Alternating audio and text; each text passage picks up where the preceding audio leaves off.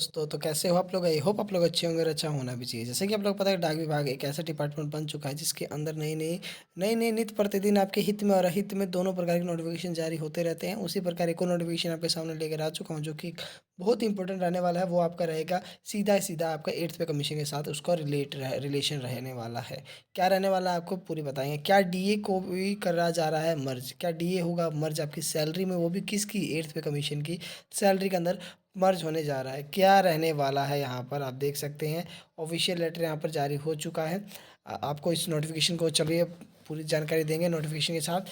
उससे पहले क्या करना है आपको, सब्सक्राइब कर लो चैनल पर नए आए हो तो। अदरवाइज़ सब्सक्राइब नहीं कर रहे तो लाइक शेयर तो कमेंट जरूर कर देना, ठीक है। पुराने हो तो पता है भाई क्या करना है, लाइक शेयर कमेंट करना है। और शेयर भी उनको करना है जो जीडीएस डिपार्टमेंट बनाना चाहता है या फिर पहले से कार्यरत है, क्योंकि दोनों प्रकार के लोगों के लिए ये इन्फॉर्मेशन काफ़ी इंपॉर्टेंट रहने वाली है। जैसे कि आपको यहाँ पर दिख ही रहा होगा कि जो आपको एक लेटर यहाँ पर शो हो रहा है, तो चलिए आपको लेटर के ऊपर ही लेके चलते हैं डायरेक्ट, आपको टाइम वेस्ट ना करते हुए।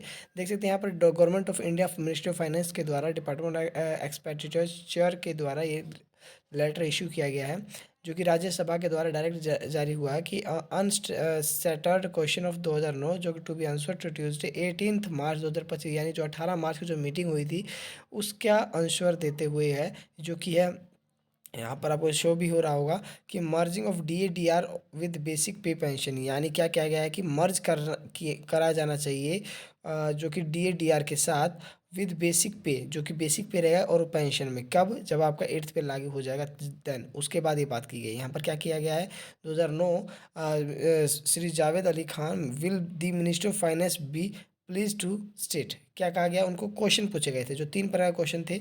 एक जो मेन क्वेश्चन था वही क्वेश्चन था, उसी को घुमा फिरा के तीन बनाए गए थे। जैसे कि आपको यहाँ पे दिख रहा होगा, whether government purpose propose to the merge 50% D R और D A with basic pay pension of central government employ pensioners as a intern relief before report of the eighth pay commission is prepared to adopted in view of the unprecedented effected during the 32 year as per the data given by the ministry of august is the august house and reduced DADR calculation during recent year। क्या कहा गया है कि जो 50% जो आपका DA जो बढ़ चुका है, जो इस टाइम चल रहा है 53% चल रहा है, उसको 3% को हटा के जो बाकी के जो 50% है उसको एट्थ पे कमीशन में मर्ज किया जाना चाहिए। यानी जो कि एट्थ पे कमीशन में जो भी फिटमेंट फैक्टर लगता है, जो भले ही आपका 2.65 लगे या 2.63 लगे, जो भी है उसके अंदर प्लस में 50% डीए जोड़ देना चाहिए, ठीक है, जोड़ा जाए, ताकि उसके जो पेंशन भोगी और जो कर्मचारी है उनको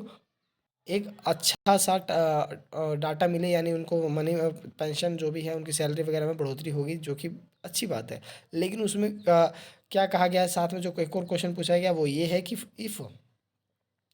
if so the detail therefor and if not the reason therefor, यानी अगर आप इसके पक्ष में हो तो डिटेल दीजिए, या अगर इसके विपक्ष में हो तो उसका रीज़न दीजिए क्यों इसके विपक्ष में है। तो यहाँ पर आपको दिख रहा होगा कि आंसर सीधा लिखा हुआ है यहाँ पर कि ministry of state of in the ministry of finance Shri Pankaj Chaudhary के द्वारा उन्होंने सीधा सीधा यहाँ पर मना कर दिया कि नहीं, नो, आप इसके लिए एलिजिबल नहीं और ना ही इसके लिए फाइनेंस मिनिस्ट्री आपको इसकी मंजूरी दे रहे हैं।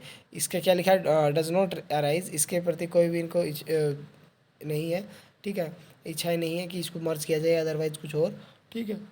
प्लस में जो इन्होंने एक रीज़न पूछा था क्यों नहीं है, तो आपको मैं बता देता हूँ। इसमें लिखा हुआ कि द डियरनेस अलाउंस, जो कि डीए कहते हैं, डियरनेस रिलीफ जिसको डीआर कहते हैं, is paid to the central government employ pensioner adjust the cost of living and the protect their basic pay pension of एंशन and erosion in the real value of account in of infections. क्या कहा गया है कि जो आपको DA D R मिलता है वो आपको केवल आपके जो कि डियरनेस अलाउंसेज होते हैं, जो कि आपके अदर अलाउंसेज होते हैं, उसके बिहाफ में मिलता है, यानी आपके खर्चों को थोड़ा सा कम करने के लिए मिलता है। अदरवाइज ऐसा कोई रूल या रेगुलेशन नहीं है कि इसको आपके सैलरी के अंदर मर्ज कर दिया जाए, अदर, ठीक है, ऐसा कोई भी नहीं है कि मर्ज करना ही अनिवार्य है। ये केवल आपको एक्सपेंसेस जो चल रहे हैं, जो आपकी महंगाई चल रही है उसके प्रति आपको बिहाफ में दिया जाता है, ठीक है। अदर इसके क्या क्या था, rate of D R arise sorry periodically every 6 month on a basic pay all Indian consumer price index to industry worker AICPI release bye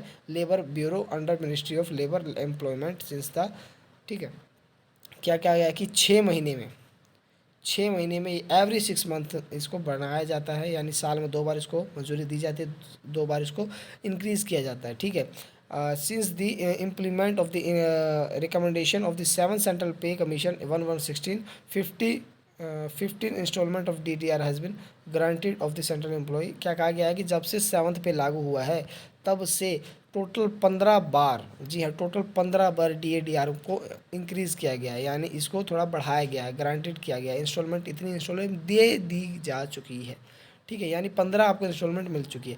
वही आपको यहाँ पर दिख रहा है, वो हिंदी में है, जो कि आपको दोबारा पढ़ के बताना कहोगे तो पढ़ के बता दूँ, अदरवाइज़ आपको यहाँ पर दिख जाएगा कि यहीं पर वही बात की गई है कि महंगाई भत्ते राहत केंद्र सरकार कर्मचारी पेंशन भोगी जीवन यापन की लागत को समायोजित करने की मुद्रास्फीति के कारण उनके मूल पेंशन और वास्तविक मूल्य में होने वाले क्षरणों से बचाने के लिए दिया जाता है। जैसे कि मैंने पहले बताया था, केवल उनको अपनी दैनिक दिनचर्या में जो होने वाली जो महंगाई है उसको केवल कम करने के लिए, ज़्यादा लोड ना पड़े, इस वजह से DADR दिया जाता है। श्रम और रोजगार मंत्रालय के तहत श्रम ब्यूरो द्वारा औद्योगिक श्रमिक के लिए अखिल भारतीय उपभोक्ता मूल्य सूचकांक के आधार पर DADR को 6 महीने में समय समय पर संशोधित किया जाता है। जैसे कि बताया, साल में 2 बार बढ़ता है, 6 महीने में। और जो 16 से 7वें केंद्र वेतन के बाद टोटल 15 बार इसकी किस्तें दी जा चुकी है। आपको यहाँ पर शो पूरी तरह से प्रॉपर यहाँ पर दिख रहा होगा। ये किसने लिखा है आप यहाँ पर देख सकते हैं, श्री पंकज चौधरी ने ये आंसर दिया है ministry of state the ministry of finance के द्वारा। यानी जो फाइनेंस मिनिस्टर ने टोटल अपनी तरफ से लिखा है कि DA को नहीं मर्ज किया जाने वाला और ना ही DAR को मर्ज किया जाने वाला है। तो इस चीज़ को अपने दिमाग से निकाल दीजिए कि 8th पे कमीशन के साथ साथ आपको DA को भी मर्ज करने के मिलने वाला है। इससे पहले काफ़ी ज़्यादा कुछ यूट्यूबर ने इसकी अफवाह उड़ाई थी, काफ़ी लोगों ने इसके बारे में बताया था DAR मर्ज होने वाला है, अदरवाइज़ ऐसा कुछ नहीं होने वाला है भाई, ठीक है। केवल 8th पे कमीशन का जो भी फिटमेंट फैक्टर लगेगा वही आपको मिल जाए, वही बहुत बड़ी बात होती है, ठीक है। तो चलिए मिलते हैं नई वीडियो में नई इन्फॉर्मेशन के साथ, जब तक बाय, थैंक्स फॉर वाचिंग। अगर आपने अभी तक चैनल को सब्सक्राइब नहीं किया तो भाई कर लो यार, किस चीज़ का वेट कर रहे हो, ठीक है। नई नई इन्फॉर्मेशन, नई नई नोटिफिकेशन, नई नई ताज़ा खबरें आपको मिलती रहेगी। हालांकि थोड़ा सा डिले हो गया, कुछ गैप हो चुका है, इन रेगुलर रहा हूँ 5-6 दिनों से, लेकिन अब रेगुलरिटी आपको देखने को मिलने वाली है। चलिए बाय बाय।